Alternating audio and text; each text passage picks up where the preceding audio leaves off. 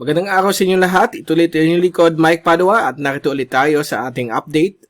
At hindi po tayo nakapaghintay hanggang Lunes dahil po meron na po tayong bagyo na muuna po na bilang isang tropical depression. Itong local name na si Dante na yung araw po na ito. Ito po ang ating initial update na yung linggo, Mayo 30, 2021.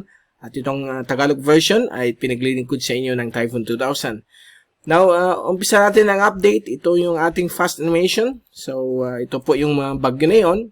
Nag-iisa na po siyang tropical depression at mabagal po itong kumikilos sa may katimugang bahagi po ng dagat Pilipinas. At ito po ay inaasahan po na maging isang tropical storm sa loob na 24 oras habang ito po ay lumalayag po sa karagatan po ng dagat Pilipinas. At mayroon pa po tayong isang low pressure po dito, si 90W, na inaasahan rin po na baka maging isang bagyo sa loob ng 24 oras. So, makikita po natin dito sa ating zoom-in satellite animation. Ito po galing sa windy.com. At kitang-kita po natin yung kanyang trough. Ito po yung trough niya. Apektado na po ang Mindanao hanggang dito po sa may area po ng Kabisayaan. So, nagbibigay po ito ng mga thunderstorms. At itong mga thunderstorms ito ay posibleng magkaroon po ng mga flash floods at mga kidlat kapag malakas po yung thunderstorms na dadaan sa mga lugar ninyo. At dito po sa Kabikulan, ito po sa Bicol, ay nasan po natin na baka tomorrow pa o bukas o sa Martes ang mga ulan na dulot po ng extension itong bagyong ito. At kasalukuyan po ay unti-unti po itong kikilos pan-norteng kanluran patungo po sa may karagatan po sa silangan po ng Visayas at Kabikulan. So, inaasahan po natin mga maulan na panahon, lalo na po sa darating pong Hunyo 1 hanggang Hunyo 3, dito po sa may silangan bahagi po ng ating bansa dahil po sa kanyang trough na idadala po nitong tropical depression. At ito po ang ating forecast track, galing po sa ating track number 1, ng Typhoon 2000, na-inition natin kaninang alas 8 ng umaga. So, kitang-kita po natin dito na ang track niya ay hindi naman po siya magla-landfall. May similarity po siya sa track ni Bising noong Abril. At inaasahan po itong lalakas, posible pong maging isang tropical storm o severe tropical storm. Pagdaan niya dito more or less 300 kilometers o 300 kilometro sa may silangan ng Samar o silangan ng Kabikulan sa darating pong Hunyo 2 hanggang Hunyo 3, at may posibilidad po na maging isa po itong typhoon dahil po sa medyo mainit po yung oceanic heat content, yung laman ng kainitan po dito sa karagatan po ng dagat Pilipinas na posibleng i-boost sa paglakas nitong bagyong ito. Okay, so yan po yung ating initial track. Halos lahat ng agencies po, ayan po ang pinapakita. Ito po yung mga computer models. Medyo malaki pa po ang disparity ng mga tracks nila. Lalo na po itong US Navy model. Itong US Navy model ay medyo mababa po ang variability nito dahil hindi naman po siya reliable compared sa American model at yung UK Met. And ang European model sa latest na yun, kasi hindi pa ito na-update, ay nandito rin po siya. So, pareho po ang tracking ng European model, which is the most reliable na computer model sa bagyo dito sa ating mundo. So, iyan po ang tracking na yon. So, medyo safe po tayo pagdating po sa pinaka-inner core ng bagyo. At magbabago pa po yan sa susunod na mga ilang araw. Balikan natin yung track.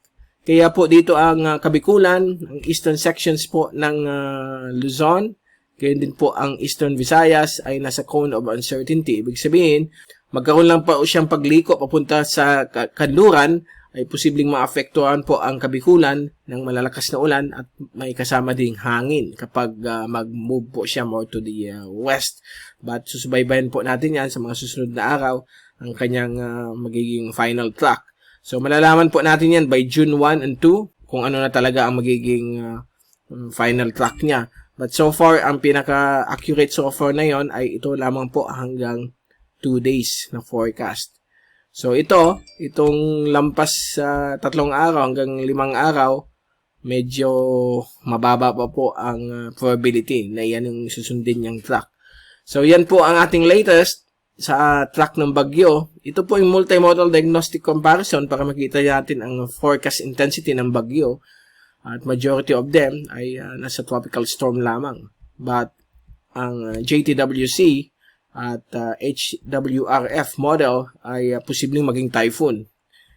Dahil po ito sa mainit na oceanic heat content sa may silangan po ng Visayas at Kabikulan. Sa susunod na 2 araw, between June 1 hanggang June 2, ay inaasahan pong dadaan po itong bagyong ito sa medyo may kainitan na lugar ng Pacific. So, posible pong lumakas po, mag-boost ang intensity ng bagyong ito. Kaya binabantayan po natin at yung mga ibang agencies ay pinapatikita na magiging typhoon po siya. Particularly po ang Joint Typhoon Warning Center. So, yan po ang inaabangan natin sa magiging tracking yan. Sana naman ay magbago po sa susunod na ilang araw. Ito po yung rainfall accumulation for the next 5 days. Hanggang Huwebes po yan. So, inaasahan po natin ang bulk ng malalakas na ulan ay nasa karagatan lang po ng dagat Pilipinas. At hindi naman po siya makaka-affecto dito sa Kabikulan. Although yung tinatawag nating trough, posible pa rin magbigay ng thunderstorms sa malaking bahagi po ng Kabisayaan, Mindanao at Kabikulan sa loob ng 5 araw. At ito naman po yung wind forecast sa loob ng 5 araw. Safe naman po tayo, nasa karagatan naman po siya ng Pilipinas. So itong area na ito po yung hangin na 75 hanggang lampas 100 km bawat oras o hanggang damaging winds na po ito, yung hangin dito. So malayo naman po sa Kabikulan at Visayas. So far, ito po yung latest galing sa ating forecast models. So, hopefully, hindi na po ito magbago. But kung magbago po, abangan po natin ang mga latest. Pabantayin po natin para maabisuhan po ang publiko sa parating pong bagyong si Dante. So, yan po ang ating latest sa araw na ito ng linggo. At babalik ulit tayo bukas para ibigay sa inyo ang pinaka-latest sa bagyong si Dante. Huwag niyong kalimutan mag-subscribe sa ating channel. At i-click lamang po ang ating notification bell para updated po kayo sa ating mga bagong videos na ilalabas dito po sa Mr. Typhoon YouTube channel at gayon din po sa mrtyphoon.com o sa Facebook page natin yan. So mula sa Typhoon 2000, ito si Mike Pado nagpapaalam. Mag-ingat po tayong lahat. #WeatherWiser, #TyphoonWiser at maraming salamat po sa pagpanood niyo sa aking channel.